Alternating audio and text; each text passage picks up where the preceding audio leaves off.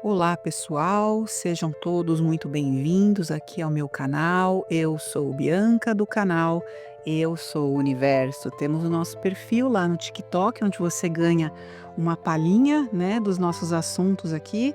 E temos aqui nosso canal no YouTube, onde a gente consegue aprofundar os temas relacionando a física quântica com a espiritualidade e o autoconhecimento. Física quântica, né? Pode parecer uma coisa meio esquisita, algo muito novo, pra gente, né, para quem está começando a estudar isso agora, é uma ciência, mais moderna mesmo, né. Mas como que a gente pode aplicar a física quântica na nossa vida, na nossa espiritualidade e para a gente se conhecer cada vez melhor e transformar a nossa vida, né. Essa é a nossa ideia aqui no nosso canal. E hoje, pessoal, o vídeo ele é muito especial, porque ele vai falar de algo que realmente deu um boom na minha mente quando eu li a respeito. É uma pesquisa, de um estudioso chamado Leonard Leibovitz, acho que é assim que se pronuncia. Vou deixar aqui o nome, a referência do estudo para vocês aqui na descrição do vídeo, porque não sou eu que estou inventando. Eu já digo para vocês que é algo realmente muito fora da casinha, é o presente influenciando o passado. É isso mesmo. Aborda esta ideia, um dos conceitos da física quântica, de que o tempo não é linear, não é passado, presente e futuro como se fosse uma linha, né, da maneira como a gente conhece. É um passado, presente e futuro como uma noção de tempo mais global, mais ampla, de uma maneira que a física quântica nos ensina a observar. E nós vamos falar sobre isso hoje. Quero dar os créditos aqui, quando eu li essa pesquisa, né, eu li no livro Quebrando o Hábito de Ser Você Mesmo, do autor Joe Dispenza, que é um cara super especialista nesses assuntos do autoconhecimento, da física quântica e mudar a nossa realidade para algo muito melhor. E foi lá que eu li sobre essa pesquisa pela primeira vez.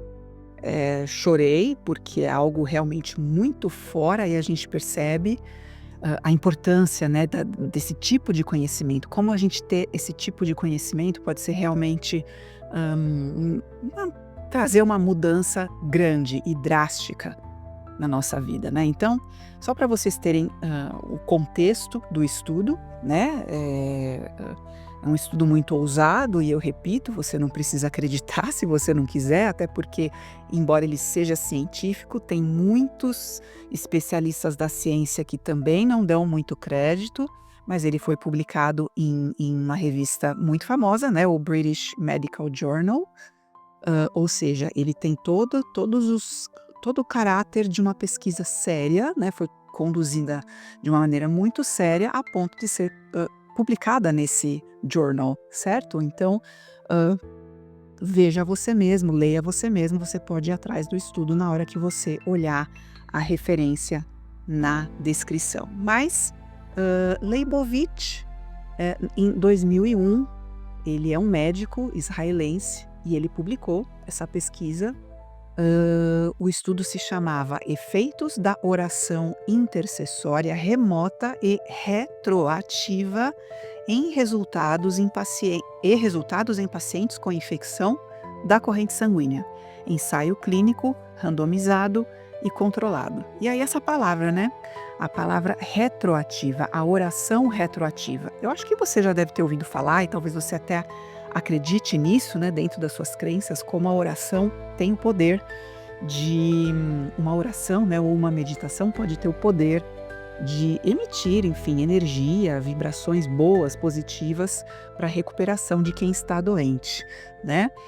No entanto, não é apenas disso que se trata esse estudo, é disso que se trata, mas, muito bem, o estudo foi realizado, ele foi publicado em 2001, desculpa.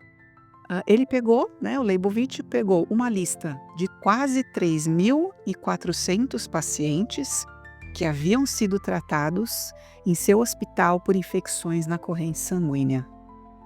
Mas o detalhe é que todos os pacientes já tinham sido tratados, se recuperado ou infelizmente falecido entre 1990 e 1996, ou seja, de 4 a 10 anos antes da oração começar. A oração começou no ano de 2000, o estudo foi publicado em 2001 e os pacientes eram do ano de 1990 a 1996. Estavam doentes nesta época. Então, os relatórios desses quase 3.400 pacientes foram divididos pelo Dr. Leibovitch em 2 grupos. O grupo que recebeu as orações e o grupo que não recebeu as orações, lá no ano de 2000, certo? Pessoas que eram acostumadas a orar fizeram essas orações, né? Eles formaram ali um grupo de orações. Essas orações foram feitas no ano de 2000 para pacientes que tiveram a infecção entre 1990 e 96. E detalhe importante, as pessoas que oraram não sabiam que elas estavam orando para pacientes que tiveram ou que estiveram internados entre 90 e 96. Elas achavam que elas estavam orando para pacientes ali que estavam internados naquele momento. Obviamente, os dados mostraram que quem recebeu a oração se recuperou mais rapidamente, ficou internado por menos tempo, houve menos falecimentos dentro desse grupo que recebeu a oração. Isso até já era esperado, né? Existem muitas pesquisas nesse sentido. Agora, o desconcertante de tudo isso é que os pacientes exatamente haviam sobrevivido à infecção nos anos 90. Tiveram seus desfechos de saúde melhorados por orações feitas no ano de 2000.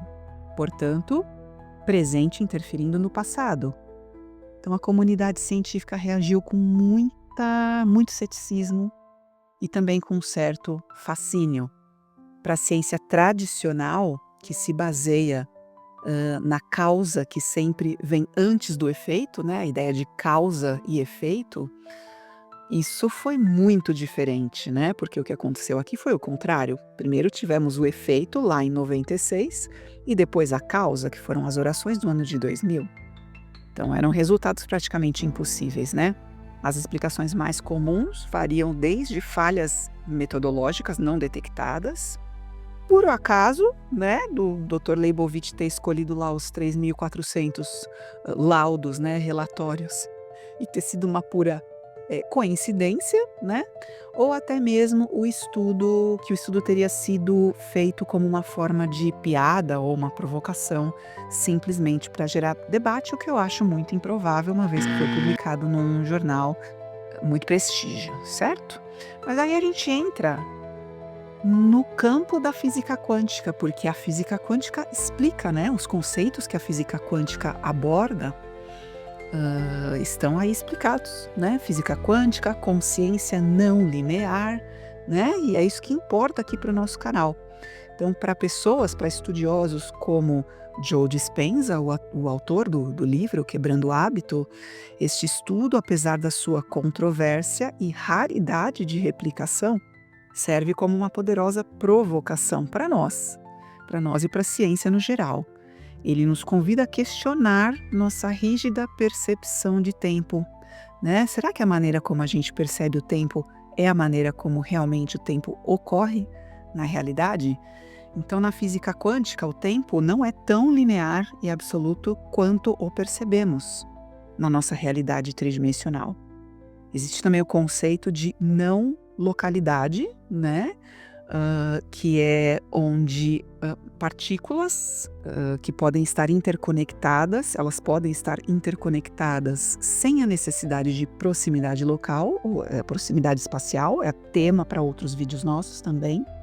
Esse é um conceito que já é aceito, então se é assim com a não localidade, com a questão do espaço, por que não seria assim com a questão do tempo, não é mesmo? Nós temos aqui a ideia de tempo como ilusão ou construção. Então, alguns pensadores da física quântica e também da espiritualidade sugerem que o passado, o presente e o futuro coexistem, ou seja, eles existem todos juntos ao mesmo tempo num campo de possibilidades. É a nossa consciência que, ao focar, ao observar, cria, colapsa uma dessas possibilidades no presente. E uma outra ideia também interessante é a influência no campo de probabilidades.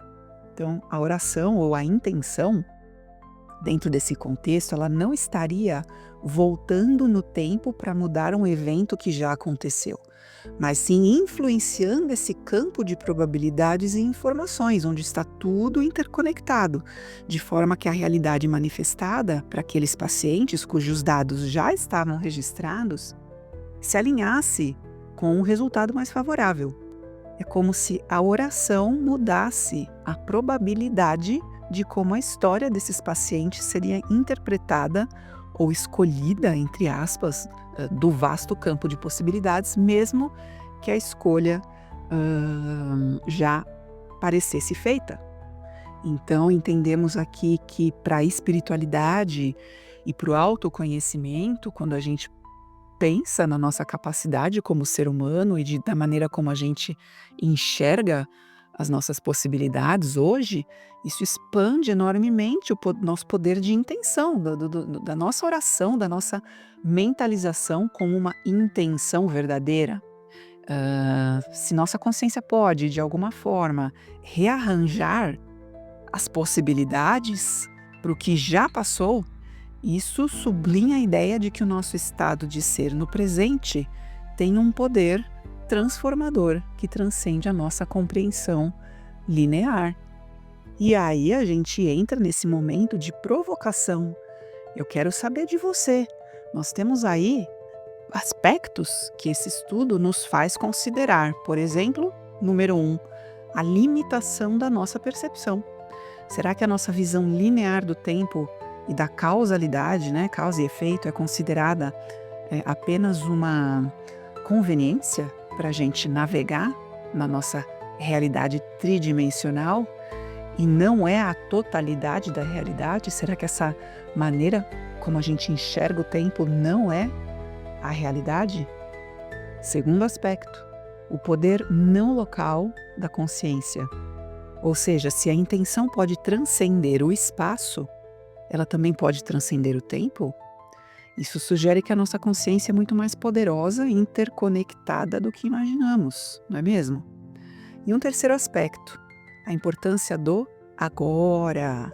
Agora, gente, se o presente pode influenciar o que percebemos, veja bem, como passado, isso eleva a importância de como vivemos, pensamos e sentimos neste momento. O nosso agora é um ponto de poder que interage com todo o contínuo. Como diria o nosso querido Luiz Gasparetto, nossa vida é um eterno agora. Agora, agora, agora. Então, eu quero saber a sua opinião, né? Temos aí um convite para você colocar nos comentários o que você acha desse estudo. Todas as opiniões são válidas, é um conhecimento muito novo, é muito fora da nossa realidade, né? Mas você acredita que isso é possível? Como você vê toda essa relação, tudo isso que a gente estudou aqui nesse vídeo de hoje? Então, sempre com muito respeito, coloque sua opinião, compartilhe com a gente, se inscreva também no nosso canal, deixe o seu like e compartilhe para que outras pessoas possam também ter esse tipo de conhecimento que é realmente de despertar, é um despertar na nossa vida. Eu agradeço pela sua companhia e até o próximo vídeo.